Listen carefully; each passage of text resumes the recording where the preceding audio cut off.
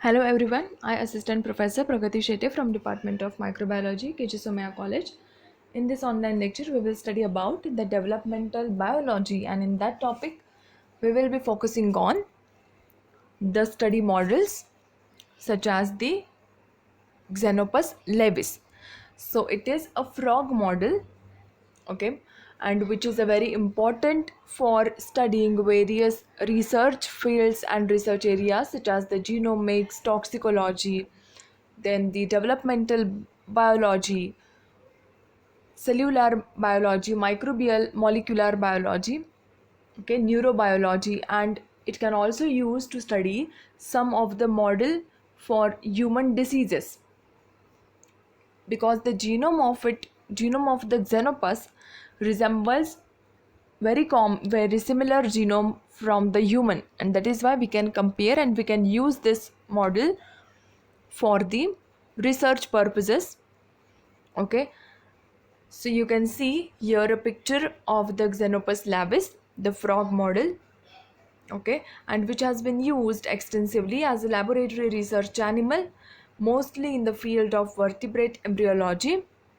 Now, here it is a very unique properties of the Xenopus, and which enables us to use this as the research model, because the embryo of the females are the prolific egg layers, and these are transparent, and therefore we can observe the various developmental stages in the embryo of the xenopus.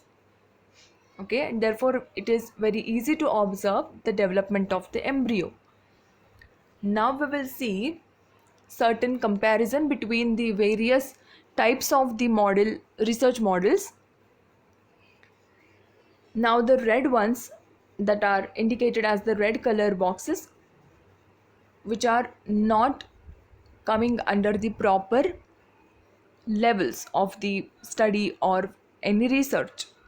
Okay, so now we have several types of the research model, including the C. elegans, then the Drosophila, zebrafish, xenopus, chicken, and the mouse. On the left hand side, you can see there are the various categories. So first we will look into the one by one. We will see for the xenopus. Now in the broad size, the xenopus is having a very good broad size, that is the 500 to 3,000 plus.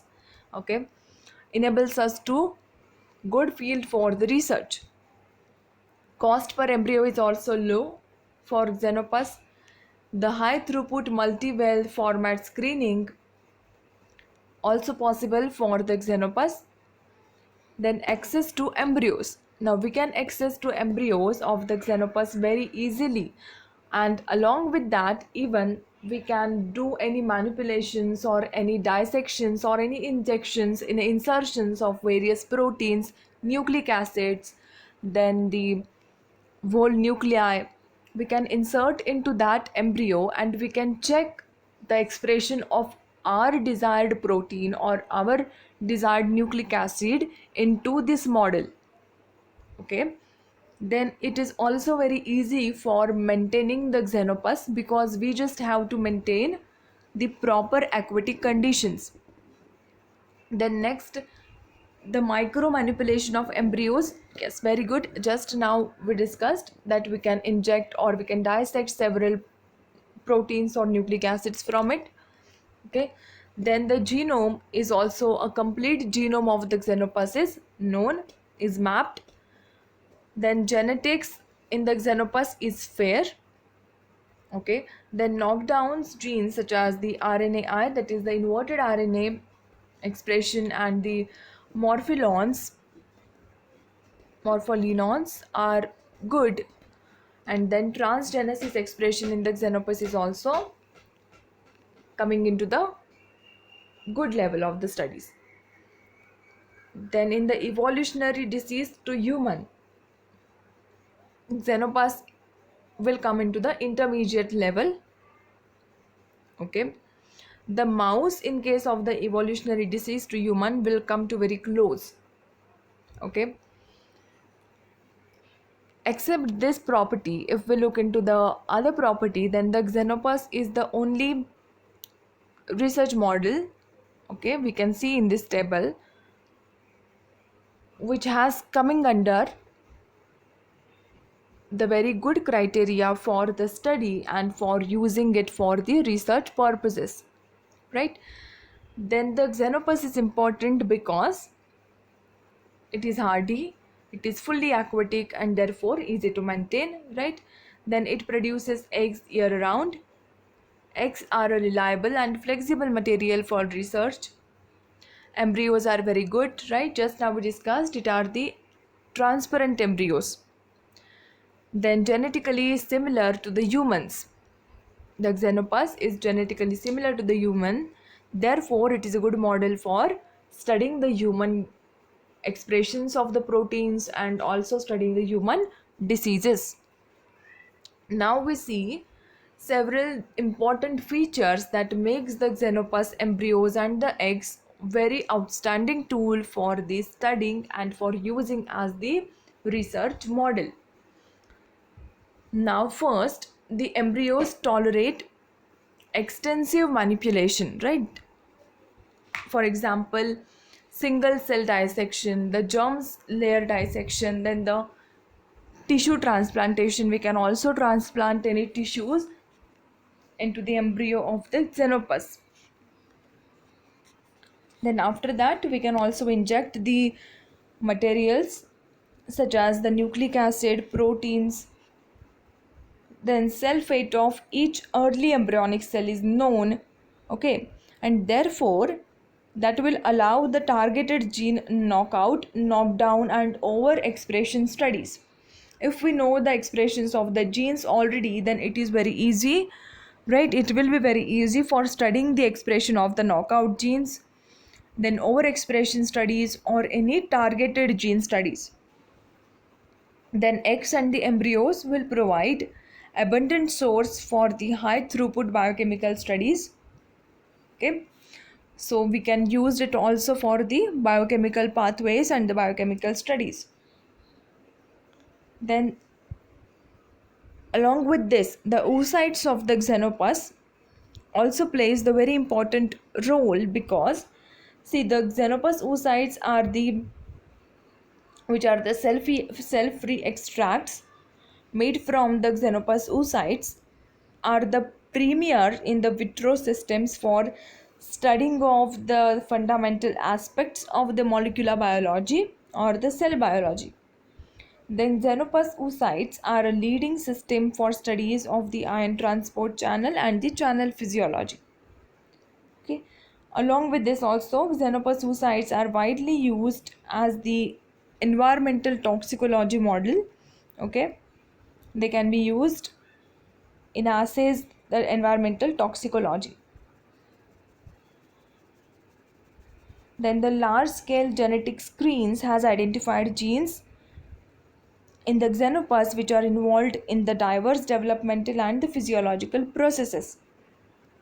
So if we look into all these points, then we can say that Xenopus really plays the very important role as a research model, right? Because of its flexibility for injecting and for transplanting with various materials, outsider materials, then its speciality for its embryological development and the oocytes development.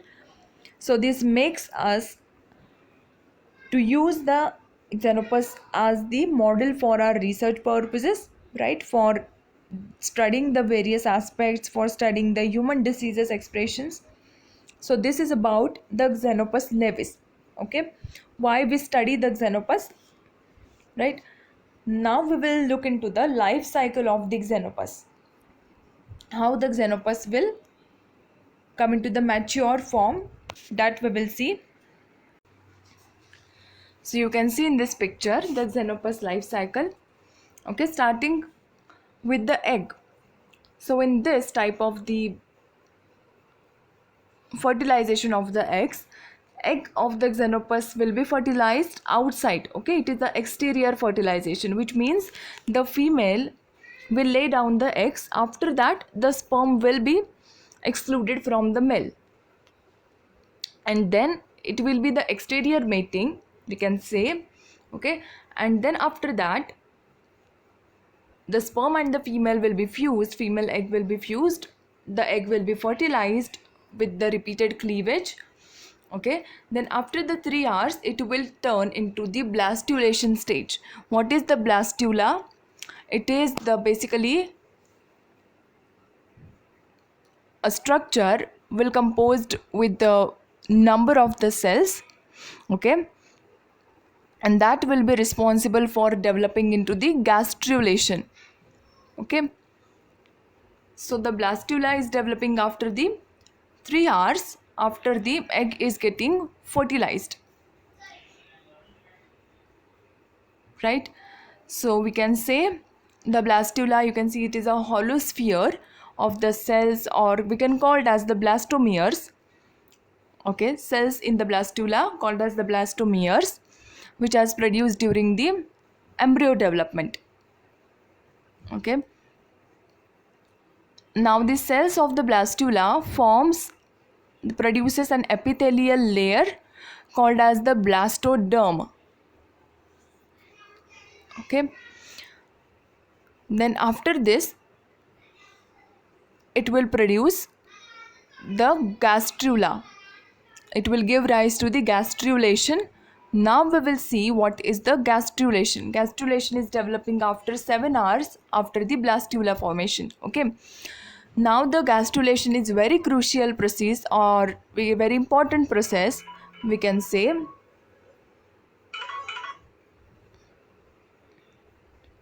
So in the gastrulation, what is happening basically, it will give rise to the 3 essential layers, and that will include the ectoderm, mesoderm and the endoderm. Okay, so now the ectoderm will give rise to the, okay, so in this slide you can see the ectoderm will give rise to the skin and the nervous system. Okay, then the mesoderm will give rise to the skeletal muscles, then the connective tissues, blood and the internal organs. And the third one, that is the endoderm will be the innermost germ layer, which will be present very inside of the cell, and it will give rise to the organs like the lungs, liver, pancreas, as well as the lining of the digestive tract. Okay, so therefore the gastrulation is very, we can say, the turning point in the development of the xenopus, because from the gastrulation only the various body parts and the body regions are getting start developing, and therefore it is a very crucial and it is a very important step in the development of the embryo. All right, now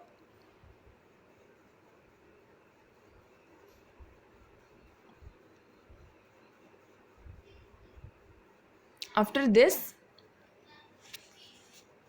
the next stage is the neurula, or we can call it as the neurulation. Okay, so what will be in the neurulation? So it is basically an early stage of the development, can called as the neurulation. Okay, and in the neurula stage, which is developing after the gastrulation, is the beginning process for the organogenesis. Okay, so we can say that after the neurulation the organs start developing. Okay, it is a starting process of the organogenesis. You can see in this picture at the 21 hours and the 26 hours there will be the axis, formation, that is the anterior, posterior and the dorsal and the ventral. Okay, after that the organogenesis will start developing.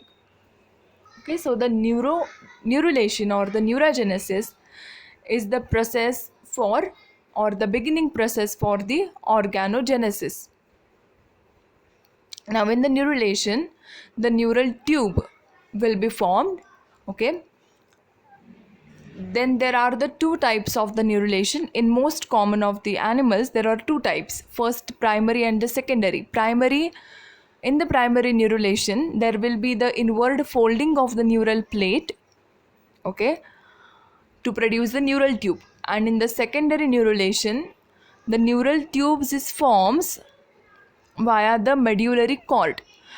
In the xenopus there will be direct primary neurulation will be formed the whole neural tube, okay, and the neural tube closes simultaneously along its length.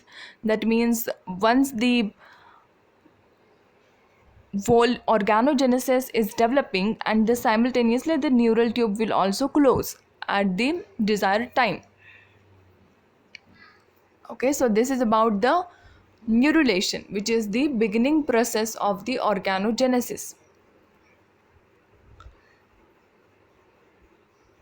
Okay, so in that also the mesoderm, which is producing from the gastrulation. Okay, so the mesoderm in the embryo in the neurula stage can be divided into the 5 regions. Okay, now ventral to the neural tube is the cord mesoderm.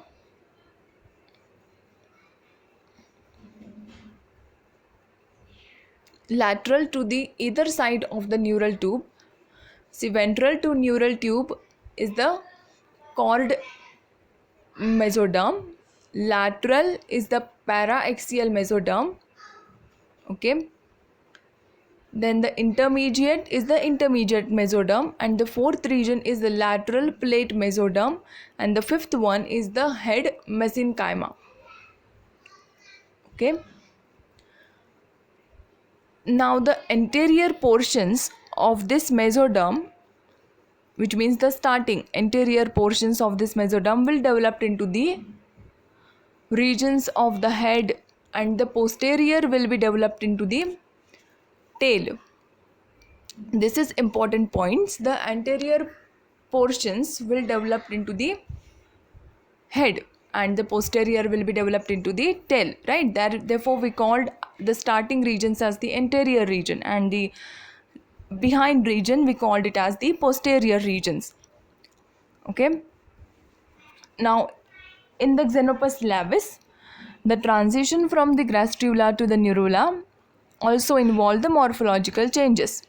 Okay, the dorsal involuting marginal zone and the overlying non-involuting marginal zone of the gastrula.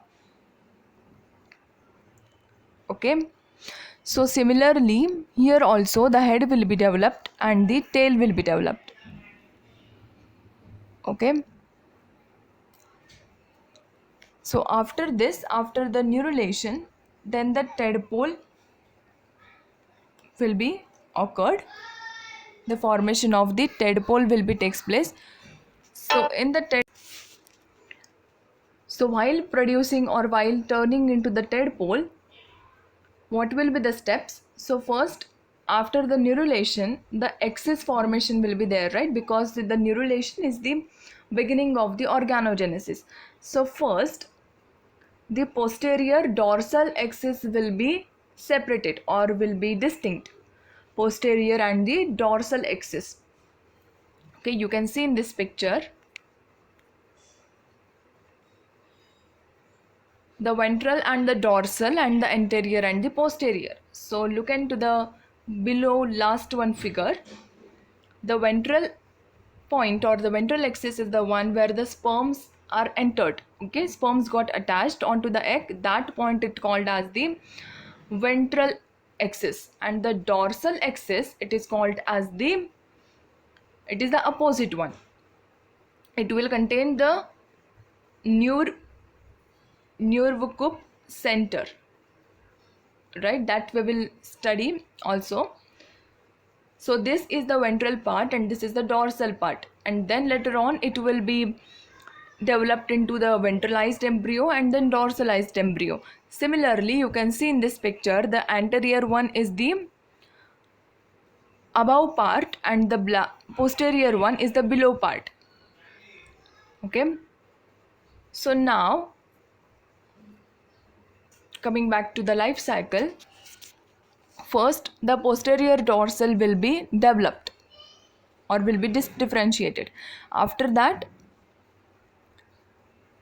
the anterior axis will get differentiated, right?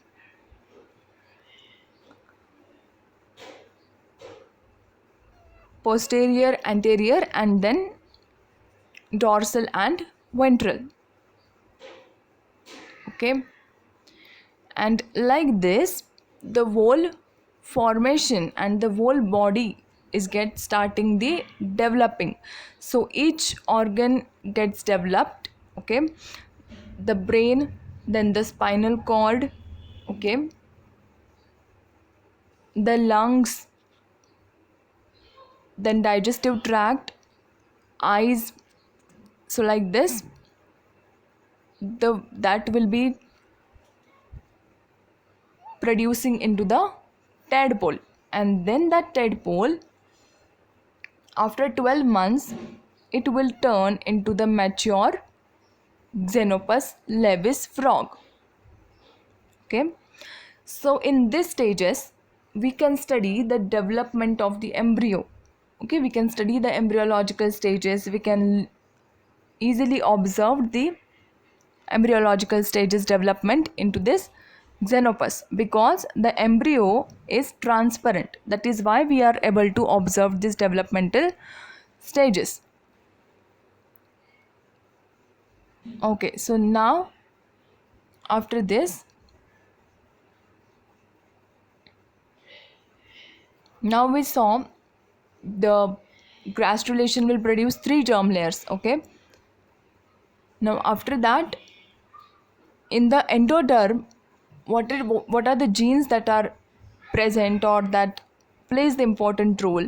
So the in the endoderm, the VEGT gene, or we can call it as the endoderm VEGT, which is a transcription factor, okay, it determines the production of the endoderm. Okay,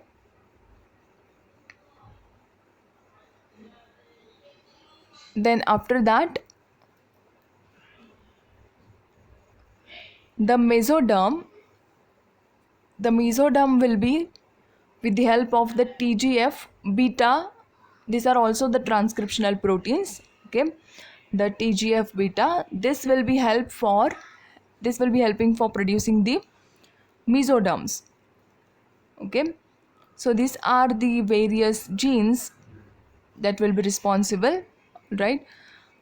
So after this the dorsal ventral axis will be formed. Okay, the 3 layers, and then the neurulation. In the neurulation the dorsal ventral axis will be formed. Okay, then the dorsal ventral pattern will be there. Okay, then after this, after the formation of the dorsal ventral axis, then there will be the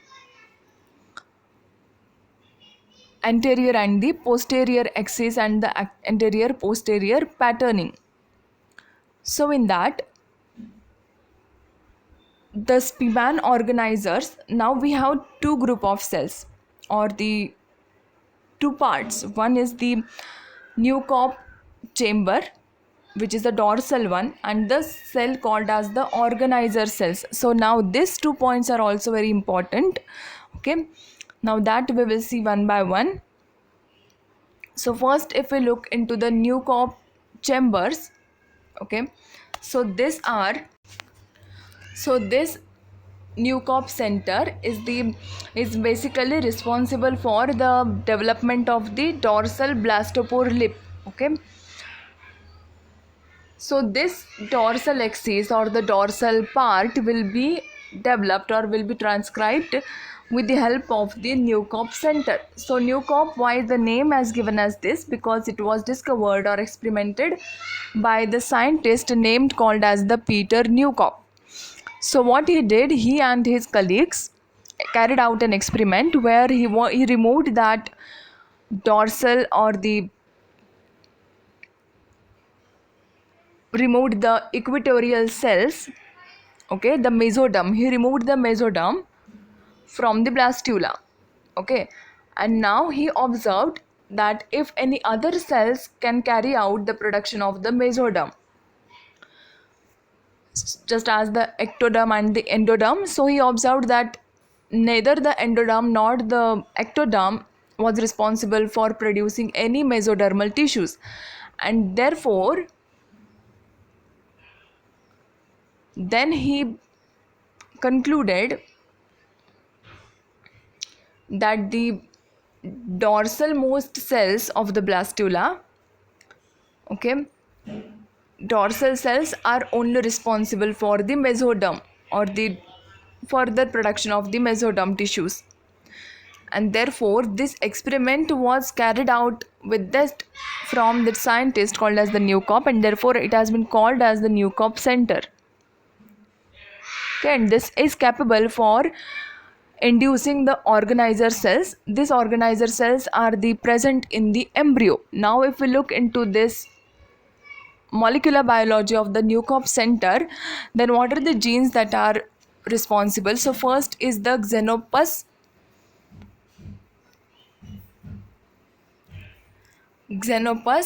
brachyuri gene called as the XBRA gene, and this gene is able to induce the formation of mesoderm. Okay,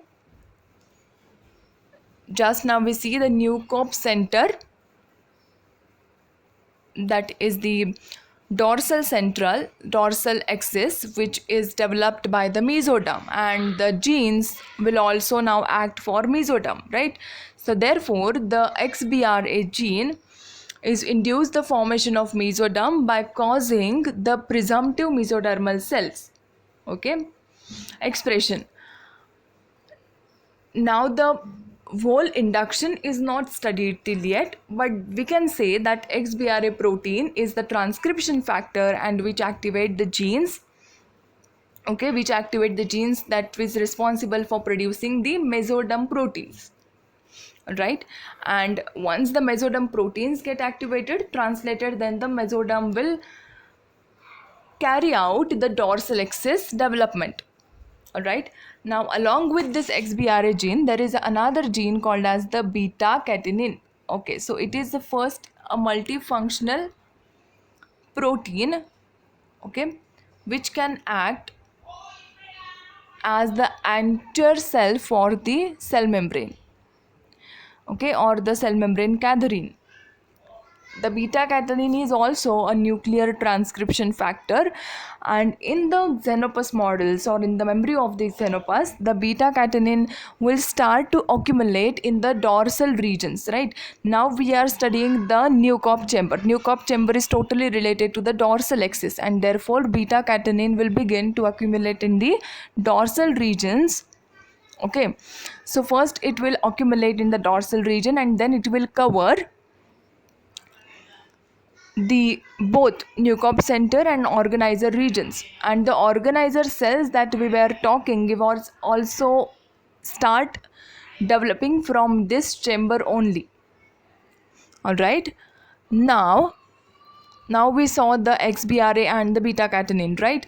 The XBRA gene will bind to this beta catenin, and then it will responsible for carried out or for developing functioning expressing the dorsal axis.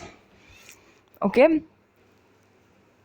now along with this we have also one that is called as the TCF3. It is also a transcription factor, okay, so it is also responsible for together producing the dorsal axis or the dorsal portion. All right, it will be responsible for expressing the dorsal axis. TCF3, it is a ubiquitous transcription factor which is presently in almost each region. That is why it is called as the ubiquitous. Okay.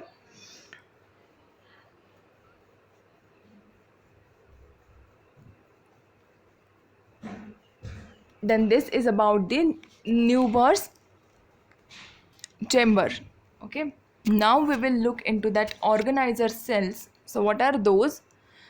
Basically, these are the cells that present in the embryo. Okay. Now during the gastrulation, okay, during the gastrulation where the three layers are producing, the organizer cells will become a part of that notochord. Okay, that is the cord mesoderm. Now in that cord mesoderm, anterior cord mesoderm will induce the anterior neural structures and the posterior mesoderm will induce the posterior neural structures, right? Now we know the gastrulation produces layers, germ layers, and from the germ layers, with the help of the neurulation, the different regions will get start developing. So this organizer cells will also become a part of this cord mesoderm. Okay, this will induce the anterior neural and posterior neural structures.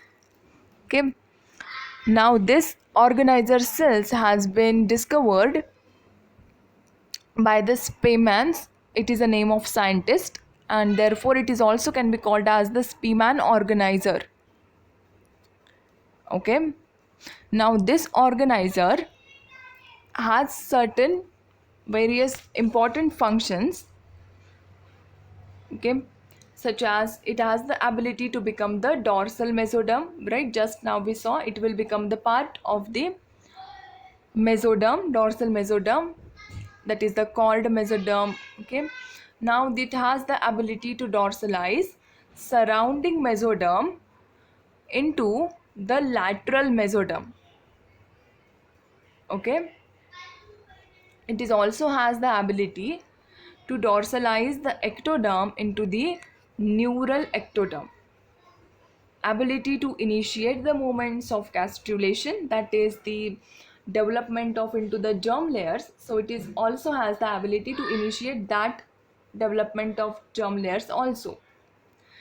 It is also having the ability to cause the neural plate into the neural tube, and then only neural tube is responsible for then developing into the organelles. Okay, that is the brain, the spinal cord, that is in the neurulation that we studied. Okay, so these are the two important points, that is the Spearman organizers and the dorsal chamber, that is the Newcomb's chamber. Okay, now after this, now we studied the whole life cycle of this Xenopus. Okay, till the tadpole, and then tadpole, then organelle will be clear, will be visible, body parts will be developed. Okay, after the 12 months, the whole mature Xenopus will be appeared. All right, so now we also saw certain important genetic factors. Okay, along with this, there are certain common genetic factors such as the transcriptional proteins, transcriptional factors, which will also responsible, which will also counts for its development, right? So in this online lecture, we have studied first about the Xenopus laevis model, why it is so important, what makes it such unique, okay, what are its beneficial properties, right? Then we studied the life cycle of the Xenopus. After the life cycle, we studied each stages, and along with this, we have saw the two main portions. One is the organizer, and second is the Newcomb's chamber. Okay. Then we studied several types of genes that are also present for its development. I hope you understood this online lecture. If you have any doubt regarding this, please ask in the comment section. Thank you for watching. In this picture also, you can see the embryo is transparent, and therefore we are now able to look, or we are now able to study the developmental stages in the Xenopus. And now how you can see, that is the after 12 months, the tadpole, okay, will be now completely mature Xenopus. The extreme right side, okay, that will be the complete mature Xenopus. So I hope you understood this online lecture. If you have any doubt regarding this, please ask in the comment section. Thank you for watching.